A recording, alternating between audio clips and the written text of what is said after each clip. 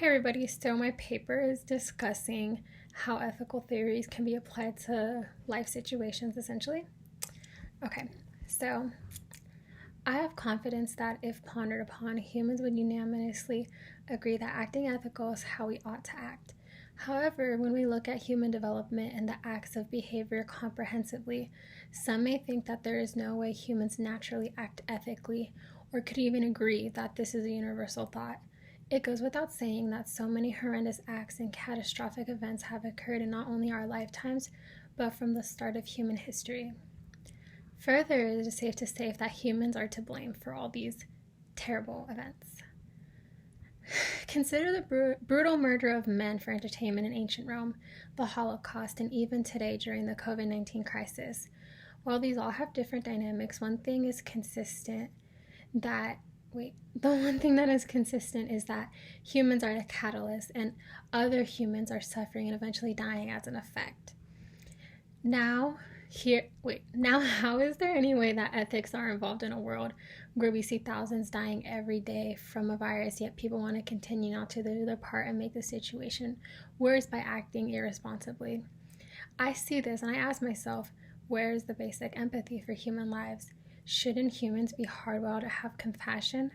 Just the thought of people dying and knowing that things could have been different, how we just thought about more than just ourselves, makes me believe that doing the ethical thing is not something that people prioritize. However, when you consider all the different ethical theories applied to real life, it seems as though, in fact, everyone is acting ethical. My definition of what is ethical may be different than the next person, but that in itself is an ethical theory. This is considered as ethical relativism, which is the idea that each culture has its own set of rules that are valid for that culture, and we have no right to interfere, just as they have no right to interfere with our rules. Ethical relativism is important because it is viewed as an attitude of tolerance and as an antidote to the effects of cultures who try their best to impose their set of moral rules on other cultures. With this, we cannot really judge others who do things we find unethical, especially if we don't want the same judgment. Although at the same time, the ethical theory of soft universalism says that despite cultural differences, there's a basic set of moral rules that everyone can agree upon. This seems to be relevant when we're talking about human lives being lost during this pandemic. Now, I don't mean to make this all about the coronavirus, but as this is one of the biggest adversaries our country has faced, and it is current, it is also impossible not to talk about it, especially in a paper discussing how ethical theories apply to life situations. So with this, continuing with the coronavirus example, this is a situation where many ethical theories can be found. Some other consequentialist theories that can be identified in this situation are utilitarianism and Mills-Harm principle. So the principle of utility goes that the right action is the one that will benefit the majority. This theory especially applies when we have to consider the outcomes and trade-offs because as this is a pandemic, it is inevitable that not everyone will have a positive outcome. One big question that is being asked during this time is, how do we assess the overall cost to everyone in terms of loss of quality of life, loss of well-being, and as well as the fact lives are being lost? Further, during a time like this, doing what saves the greater good takes precedence over an individual. This applies to utilitarianism because decisions are being made according to where people would most benefit. This, however, is too black and white because it identifies good with pleasure and evil with pain, and this mindset is not very practical.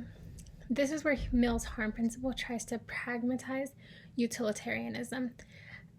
Essentially, John Mills' theory is that people should be free to act however they choose as long as their actions are not hurting others. This idea is especially important for the pandemic because with the sensitive nature of the contrast between how we can slow down the spread of the virus and the liberty Americans pride themselves on, it becomes messy. Perhaps people believe that they are not hurting anyone by not following the CDC guidelines, so I guess in that case, they should have the freedom to act like they like, as according to Mills-Harm principle. So, moving away from the pandemic and thinking of more intimate life situations, we see ethical theories can still be applied to the same extent. For example, I am currently in the process of getting all my Christmas presents finalized, but this class has made me question everything. I have always thought of myself to not be selfish. I would not splurge money on myself, but when it comes to the people I love, I'm willing to give whatever they need. However, this class has made me question if really I am this selfish person I believe to be, or if this behavior is actually selfish subconsciously. The theory of psychological egoism states that everyone is selfish at all times. Even when we feel like we are doing something nice for someone else, really it stems back to being self-interested because of the gratitude that comes with it. This totally makes sense to me. When I do nice things for people I care about, I think that I am completely doing it for them, but it does make me feel good. So really, am I just doing this for myself? Like right now, for example, I took a break from writing this paper to make my dad lunch so it's ready after his workout. And I suddenly thought, if I'm just doing this for myself, or do I actually care if my dad's having a nice meal? So right away, I reassured myself because I know I love my dad and I would do anything for him.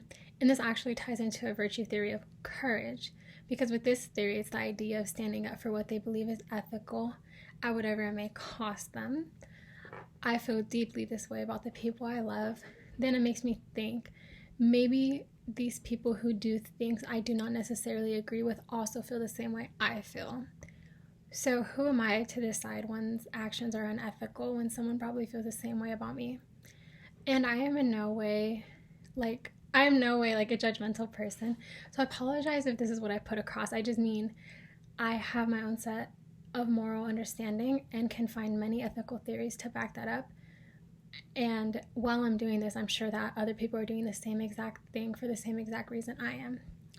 So as I stated in the opening of this paper, it is safe to say that everyone acts ethically under their own understanding of what ethics means. So all these ethical theories are found throughout life in some form or another. Being woke about these theories does get me thinking, because it makes me feel like I don't know who I am anymore or why I'm here. I know that sounded negative, but it's actually a good thing. So I am a believer in the idiom knowledge is power, and this class has taught me in ways I didn't even know existed. I have always been a big believer in doing what is right, and to see actual ethical theories that outlines these things I thought were just internal thought and debate, it fascinates me. So I can honestly say that I am forever grateful for this class because it made me see the world in a different way, and I hope everyone had the same positive experience. Okay, so thanks for listening, guys.